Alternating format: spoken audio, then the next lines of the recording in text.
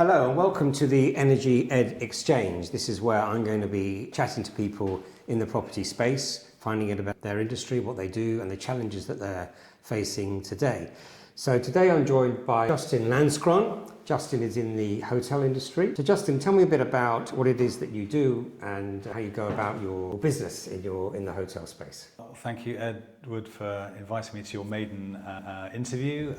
Just a bit of background, my name is Justin Lanzkron and I've been in the hotel space for about 20 plus years. I've always been in the sort of hotel real estate investment kind of space. I started off in the consultancy world, specialising in hotel valuations and consultancy, and then moved to various owners, brands, and more recently management companies. So that kind of leads on to my next question, which was, how did you end up in this industry? I mean, what was it about hotels that or did you just land in it? Was there something? So when I was in high school, we had a career advisor, and we did one of these tests, and they basically told me that I was really good with people, and because of that, hotels is something I should think about. So that was kind of the initial catalyst. But also hotels are really exciting and adventurous and a bit crazy, and you never know hotels are basically public spaces, so you never know who's going to be staying in a hotel, what's going to be going on. And I've been lucky enough to travel all over the world in various jobs, extensively in Europe, the Middle East, Asia. Stayed in some wonderful hotels, some really awful hotels, but had a lot of crazy experiences. And yeah, hotels are never dull. Hotels themselves are never dull, and the industry is never dull. So in your mind, that was always the plan. So hotels, you were quite focused at college that it was. Yeah, so from high school that gave me this sort of idea, and then in university I did actually a hotel management degree. Okay. And then my first job was in the sort of advisory world, a company that specialised in advising owners about their hotel investments and if they were building or valuations, and that started my journey with hotel real estate. I've worked in hotels, but only on a very small level. Most of my experience has been on the sort of ownership. Did you actually ever work in a hotel? Was that part? Yeah, so I worked in a few hotels. One big hotel in London. It was at the time called the Langham Hilton Hotel, but it's now called the Langham Hotel in Portman Place. Yeah. Beautiful 5-star hotel. I was only there for a year, but even in that year, I experienced some crazy things. Crazy guests. 2 guys walking in one day dressed as engineers, stealing a massive crystal statue in the lobby worth tens of thousands of pounds. They just walked in and stole it. I have worked in a couple of hotels. So looking back, was there a mentor? Was there anyone that you met that gave you your first break, or someone that you knew in that space I think the person who gave me my first break was a guy who gave me my first job, and he's a guy called Russell Kett, who anyone watching this or who knows anything about hotels or the hotel real estate advisory world will know him. And he ran a company called HVS, who are still to this day a big consultancy company in the hospitality space. They're an international company. And my first job was at his company, and I was there for 6 years, and that kind of really gave me a real insight into this world of hotel ownership, hotel investment, brands, and that whole world, which prior to that, I had no really understanding. So Russell Kett, if you're watching, thank you. I mean, he knows I'm very thankful to him. So my next question is, what shaped your career? What kind of turned it? So that was working in a hotel, but what kind of moved it on to the next stage? So, well, this is what I want to do. My clients will be. What did your client look like? So what moved it into working in a hotel to a job, I guess? Well, I think I did the degree, and part of my degree I worked in a hotel, and I kind of realized at that point, maybe, okay, hotels are fun, but is it really working in a hotel? Is this really what I want to do? Yes, it's with people, but it is quite hard. I mean, working in hotels is really tough. Then when I had this job, in this first job, and it kind of showed me this other world, quite an exciting world as well, because you're owning hotels and in these crazy, far-flung. That kind of directed me away from working in a hotel to this other world, which is a big world, the world of owning, investing, developing. So that really, but in that world as well, you'll meet. I mean, what I like about the industry is the people. Yeah.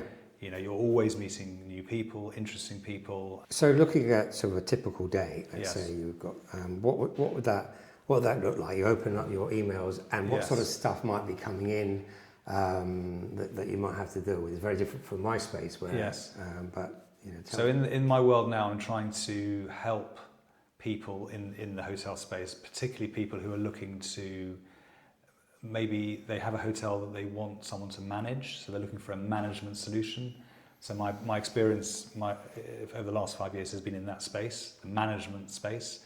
So a lot of the conversations I'm having are with people who are looking for people to manage their hotels. So I'm helping people who are looking for management solutions. So, you know, people own a hotel, and then you have someone manage a hotel. Sometimes it can be the same person, but many times they're different people. So that would be what you call owner manage. So Yes. that would be the So, same. Yeah. so you have an owner and you Yeah. have a manager, and often they can be the same as called an owner operator. Right.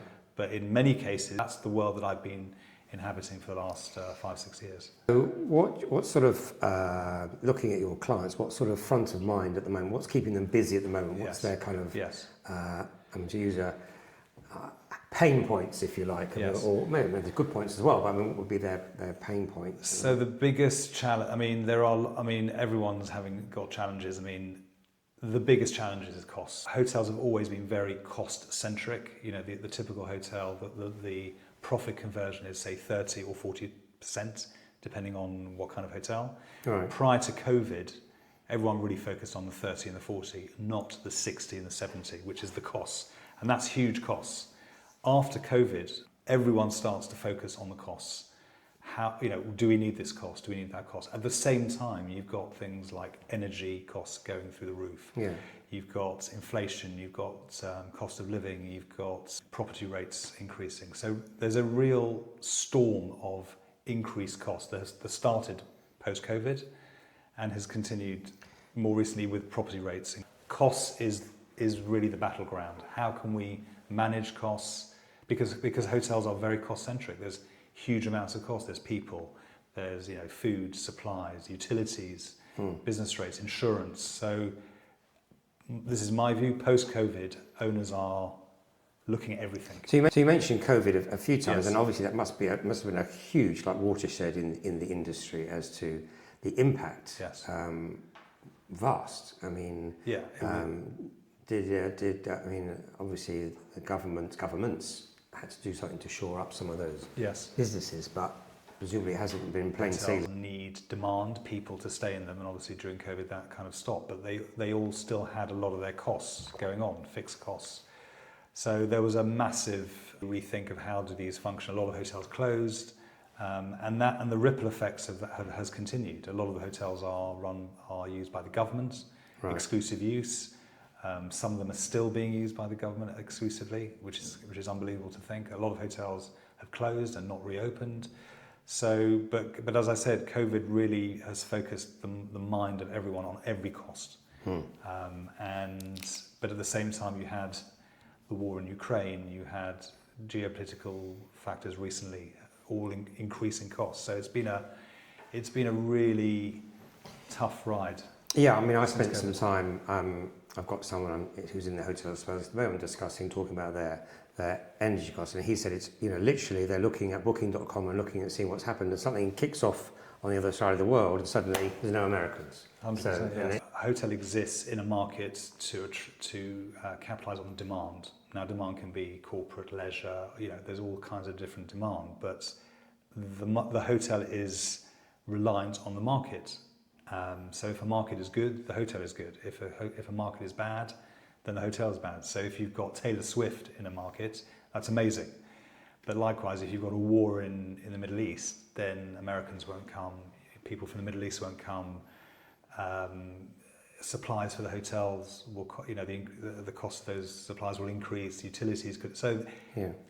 a hotel is beholden and majorly impacted by the market. Question is, what are you seeing in the market right now? So, a change of focus by hotel operators. Are they changing the way they do things? I mean, so putting COVID aside, obviously that had a big, as you say, nuclear bomb impact. But what are you seeing now? What's kind of trends, I suppose? So, as I said, a lot of the people I'm talking to are people who are managing hotels, or owners looking for managers to manage their hotels. And one trend that is definitely what I'm seeing is people, because they're analysing all costs, including costs that a manager or a brand is charging them, people want flexibility. They want flexibility in the fees that are being charged, in the term of the agreements.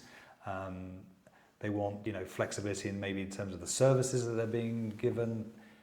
Flexibility and transparency is a big trend. I think in the old days, companies just gave people a contract. This is it. You sign it. Off you go. 10 years. Nowadays, people want shorter contracts. They want more flexible fees or fixed fees, or they don't want all these services. Maybe they want half these services. And there's a big trend towards owners wanting a lot more flexibility, a lot more transparency. You're charging me this fee, or what are you doing for that fee? What am I actually getting? And I think that's on the back of COVID, and also on the back of all these costs. There's cost pressures, so the owners want to know, well, if you're charging me, if you're offering this service, what is the service? What are you doing? What am I getting? Yeah. So I'm pleased you mentioned some brands, because you mentioned brands a few times. Yes. You think is that you think of names, Hilton, yes. or different brands. So that affects not only the way people perceive the hotel, how much it might cost, might not cost, and where it sits in the hierarchy. I should imagine that branding is becoming more and more important now. So the question of branding, people always ask, should I brand, should I not brand it? Okay. So you've got a hotel, and it's just, the Edward Lazarus Hotel, right, that's in London or wherever. Should I pay Hilton a franchise fee to have it part of their system? So the answer to that question isn't always so straightforward. Right. You might think, a brand is always better because they're more well known, but it's you've got to ask yourself a few questions. Firstly, where is this hotel? What kind of hotel is it? Is it in a market where there are a lot of brands, or are there no brands?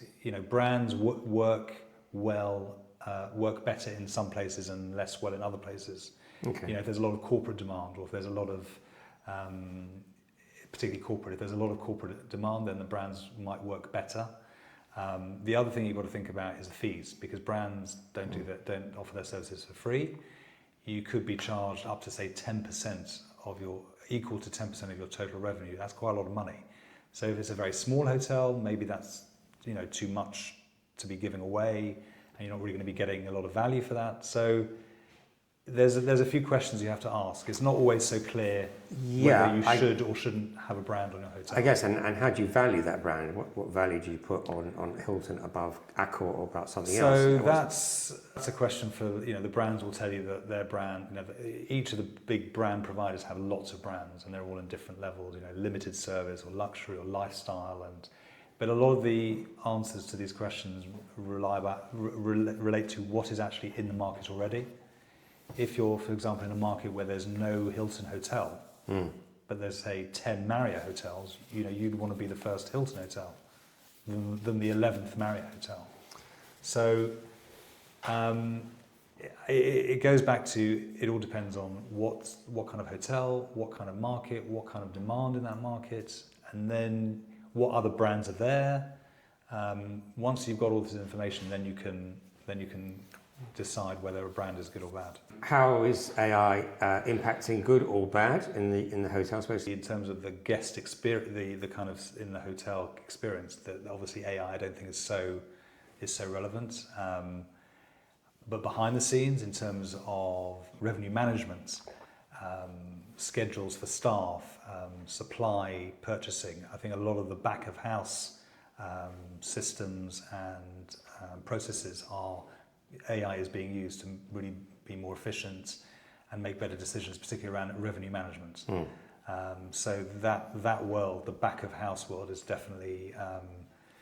I know that one conference I went to recently, a guy was saying that the one thing that Amazon will never be able to get you is a hotel stay, in a box delivered to your house. Right. So AI is great for some things in terms of the back of house, the systems, the procedure, but ultimately, people want to stay in hotels. Yeah. People want to travel to a hotel and have an experience, the local market. But that will never be taken away by which I think is good. Yeah, when you walk in, Yes. and how you're welcomed, and there's some things maybe that actually don't cost a lot of money can make the guest feel better immediately, and maybe they might overlook other things. I mean, there's a big move towards automation and automatic check-in and all that. There's a lot of brands, a company called Zedwell and they're big in London.